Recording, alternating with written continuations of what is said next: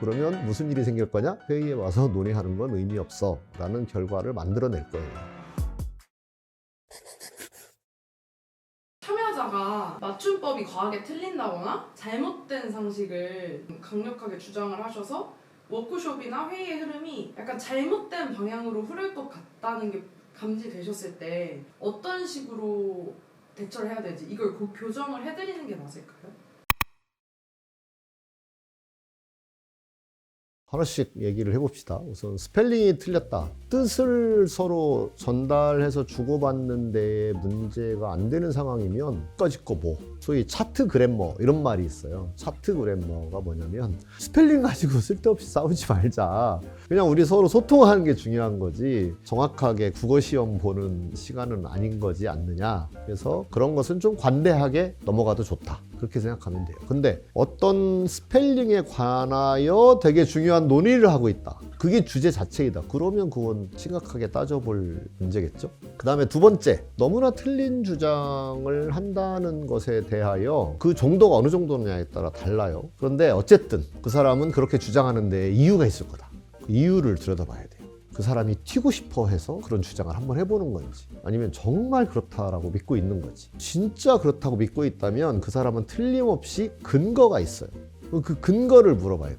그 근거를 물어보면 대답을 하겠죠. 예를 들어 달에 사실은 사람이 살고 있다. 그러면 이제 물어봐야죠. 지구에 살고 있다면 이건 어마어마한 일인데 되게 궁금하다. 내가 모르는 걸 알고 계신 것 같은데 어떤 근거가 있느냐 또는 어떻게 생각하길래 거기에 사람이 살고 있다고 보셨느냐 이렇게 물어보는 거예요. 근거에 대해서 이야기를 하겠죠. 그러면 그 근거의 신빙성을 우리는 논의할 수 있을 거예요. 저 정도 증거면 우리가 받아들일 만한 건지 아니면 그런 근거를 가지고 주장하신 거였군요. 잘 알겠습니다 하고 마치면 돼요. 나머지는 아닌 것 같은데 내가 틀렸을 수 있다라고 생각을 해야 돼요. 그래서 내가 틀렸을 수 있다라고 생각하는 것은 내가 잘 모르고 있는 것을 저 사람이 알 수도 있으니 내가 배워야지 라는 자세로 질문을 던지면 이게 되게 좋은 것을 얻을 수 있는 기회이기도 하다 이렇게 생각할 수 있어요.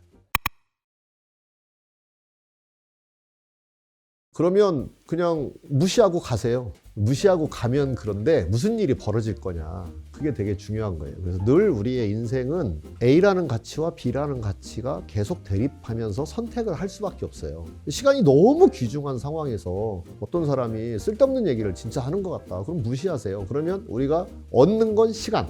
그 다음에 잃어버리는 건 뭐냐면 어떤 사람의 발언을 무시했기 때문에 생겨나는 그들로부터 나에 대한 불신. 그거는 내가 잃어버리는 거잖아요. 그 사이에서 선택을 해야 되는 거예요.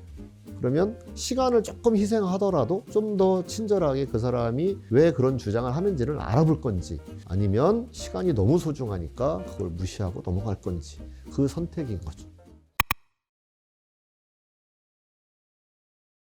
선생님의 말씀은 정말 들을 필요가 없을 것 같군요 라고 공격을 하는 방법이 있겠죠. 근데 그건 굉장히 안 좋은 결과를 낳을 거잖아요.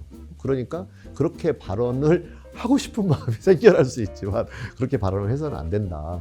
선생님이 그런 주장을 하신 데는 충분히 그럴 만한 이유가 있다고 생각합니다. 근데 오늘 거기까지 다루기에는 우리에게는 충분한 시간이 부족한 것 같습니다. 그거를 파킹낫에 이렇게 넣어둘 수도 있고요. 그 부분은 좀 더 여러 가지를 확인해야 되는 부분이 있기 때문에 시간을 갖고 확인해 보면 좋겠습니다. 이런 식의 이야기를 할 수 있겠죠.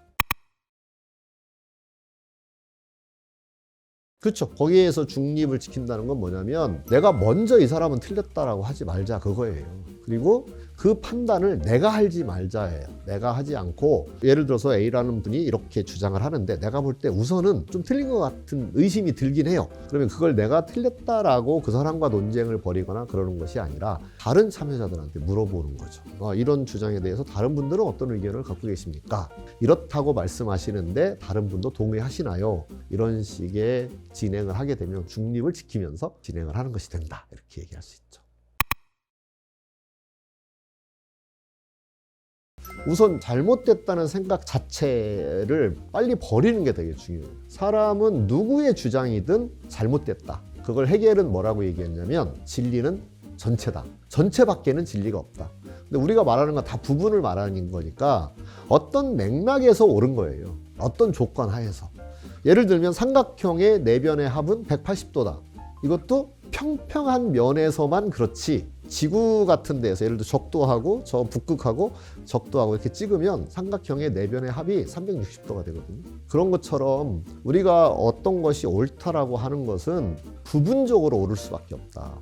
그러니까 부분적으로 옳다는 생각을 갖고 저 사람이 어떤 주장을 하면 그 사람의 옳은 부분이 뭘까? 그걸 찾아내려는 대화. 이렇게 이끌어가는 것이 필요한 거죠. 말도 안 되는 걸 가지고 왜 시간 낭비해? 라는 생각이 들겠죠. 네. 그러면 강력하게 제재를 하세요. 그러면 무슨 일이 생길 거냐?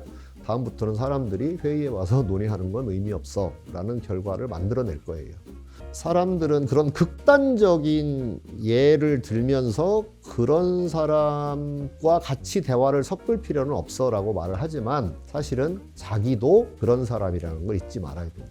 그래서 내 목소리를 살려서 어떤 구성원으로서의 역할을 하려면 다른 사람의 목소리에도 항상 어떤 가치로움이 있을 수 있다는 걸 알아야 된다. 그걸 알고 있는 사람이 이제 퍼실테이션을 진행할 때 중립을 잘 지킬 수 있게 되는 거죠.